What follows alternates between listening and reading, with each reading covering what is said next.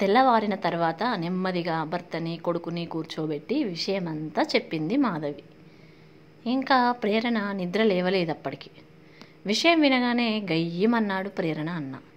కానీ తండ్రి మాత్రం నిదానంగా కూర్చున్నాడు.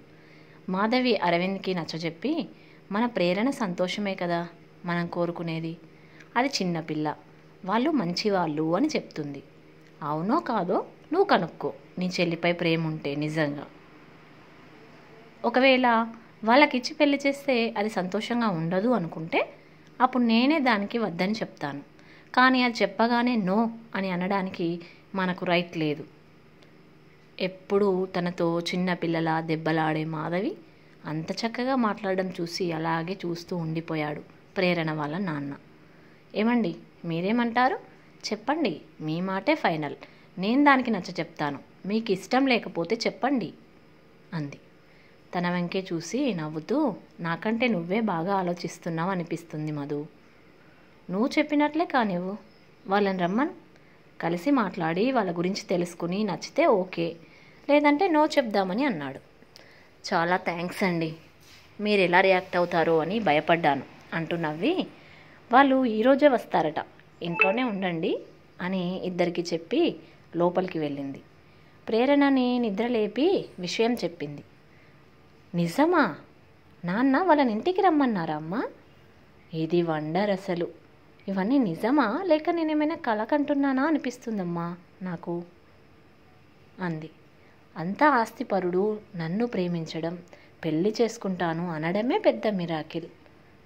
దాన్ని వాళ్ళ అమ్మగారు ఒప్పుకోవడం ఇంకో మిరాకిల్. ఇదంతా మన వాళ్ళు ఇంత సింపుల్గా యాక్సెప్ట్ చేయడం మరో అద్భుతం. నాకు చాలా సంతోషంగా ఉంది అమ్మా, నిజంగా నాకు గాల్లో తేలుతున్నట్లుగా ఉంది. ఈ విషయం వెంటనే రిషి సార్కి చెప్తాను అంటూ ఫోన్ చేసింది.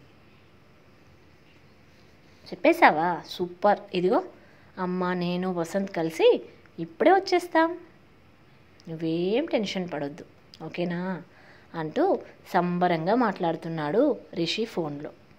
మరి మీ నాన్నగారు, అదే మా హీరో గారు రావట్లేదా, ఊర్లో లేరా అడిగింది ప్రేరణ క్యాజువల్గా. అప్పుడు గుర్తొచ్చింది రిషికి అక్కడ వాళ్ళు తన తండ్రి గురించి అడుగుతారు అనే విషయం. ఏం చెప్పను, ఎలా చెప్పాలి అని ఆలోచించి మౌనంగా ఉన్నాడు. సార్ హలో, ఏమైంది? సార్కి షూటింగ్ ఉందా, ఎక్కడికైనా వెళ్ళారా? పర్లేదు, ఆయన వచ్చేదాకా ఆగుదాం, కావాలంటే మళ్ళీ ఆయన లేకుండా వస్తే బాగోదేమో అంది ప్రేరణ. లేదు ప్రేరణ, ఏం పర్లేదు, మేమే వస్తాం, వచ్చాక మాట్లాడుకోవచ్చు ఆయన గురించి అంటూ ఫోన్ కట్ చేశాడు. పోయి ఈ మిడిల్ క్లాస్ స్ట్రీట్లోకి అడుగు పెట్టాల్సి వచ్చిందా, కర్మ అని మనసులో అనుకుంటూ కారు దిగింది రిషి తల్లి. అమ్మా ఇదే అమ్మ ప్రేరణ వాళ్ళ ఇల్లు అంటూ సంబరంగా ముందు నడుస్తున్న రిషిని చూస్తే, ఆహా ఇదే ఆ ఇంద్రభవనం అన్నట్టు ఎలా చూపిస్తున్నాడో చూడు అని మనసులో తిట్టుకుంటూ ముందుకు నడిచింది, పైకి మాత్రం నవ్వుతూ. వసంత్ కూడా ఇదంతా కళా నిజమా అన్నట్టుగా ఆశ్చర్యంగానే వాళ్ళిద్దరిని ఫాలో అవుతున్నాడు. చాముండేశ్వరి ఒప్పుకుందనే షాక్ నుండి ఇంకా తేరుకోలేదు తను. లోపలికి అడుగు పెట్టగానే నమస్కారం అండి, రండి రండి అంటూ గుమ్మంలోనే ఎదురై లోపలికి ఆహ్వానించాడు ప్రేరణ తండ్రి పరమేశ్వర్. మర్యాదలు బాగానే చేస్తారు, అనుకోకుండా తలుపు తట్టిన అదృష్టం కదా, రాత్రికి రాత్రి కోటీశ్వర్ల సంబంధం వస్తే ఎగిరిగంతేసి వెల్కమ్ చెప్పక ఇంకేం చేస్తారు అనుకుంటూ వాళ్ళ మోహాల్ని చిరాగ్గా చూస్తూ మళ్ళీ అంతలోనే రిషి పక్కనే ఉండడంతో లేని చిరునవ్వుని పులుముకుంది చాముండేశ్వరి. కూర్చోండమ్మా అంటూ సోఫా చూపించి ఎదురుగా నిలబడి, మధు అమ్మాయిని తీసుకురా అంటూ పిలిచాడు. మామూలు చీరలోనే సింపుల్గా రెడీ అయ్యి టీ తీసుకుని వచ్చింది ప్రేరణ. ఎటువంటి మేకప్ లేకపోయినా సింపుల్గా రెడీ అయినా ఏదో తెలియని ఆకర్షణ, ఒక డివైన్ లుక్ ఆమె మొహంలో గమనించిన చాముండేశ్వరి, అమ్మాయి బాగుంది అందుకేనేమో వాడికి నచ్చింది అనుకుంది మనసులో.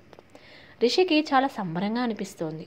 తన మనసుకి నచ్చిన అమ్మాయిని చేసుకోబోతున్నా అనే ఆనందంలో ఉన్న రిషి మొదటిసారి చీరలో కనిపించిన ప్రేరణని చూడగానే మరింత ఆనందపడిపోయాడు.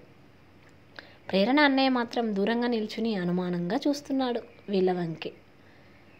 నాకు టీ తాగే అలవాటు లేదమ్మా, వద్దు అంటూ, మీకు అమ్మాయి ఒక్కరేనా అంది చాముండేశ్వరి ప్రేరణ తండ్రి వంక చూస్తూ. లేదండి, ఒక అబ్బాయి ఒక అమ్మాయి, ఇదిగో వీడే మా అబ్బాయి అంటూ అరవింద్ని చూపించాడు. ఓ, ఏం చేస్తున్నావు అంది అతని వంక పొగరుగా చూస్తూ. ఇంకా ఏం లేదండి అని. సార్ రాలేదా, షూటింగ్ బిజీనా అన్నాడు మళ్ళీ తనే. షాక్ అయి చూస్తూ, రిషి వీళ్ళకి విషయం తెలీదా అంది చాముండేశ్వరి. లేదమ్మా, నేను చెప్తానులే అన్నాడు రిషి. విషయం ఏంటి అంటూ ఒకరి మొహాలు మరొకరు చూసుకున్నారు. ఇప్పుడే చెప్పు, వాళ్ళకన్నీ తెలియాలి, ఆడపిల్లనిస్తున్నారు కదా, తెలుసుకునే హక్కు వాళ్ళకు ఉంటుంది అంది చాముండేశ్వరి. అలాగే అమ్మా అంటూ డాడీ మమ్మీ విడిపోయారు నా చిన్నప్పుడే. ఈ విషయం నేను ప్రేరణకు కూడా చెప్పలేదు, కానీ ఇప్పుడు చెప్పాల్సి వచ్చింది. ఆయనతో మాకు ఎటువంటి సంబంధం లేదు. ఆయన దారి ఆయనది, మా దారి మాది. ఆయన గురించి ఇంకోసారి ఎవరు అడగకండి ప్లీజ్, అంతే అన్నాడు. అందరూ షాక్ అయ్యి అలాగే చూస్తూ నిలబడ్డారు. తర్వాతి భాగం రేపు. కథ నచ్చితే please like, comment, share, subscribe చేసుకోండి. Thank you.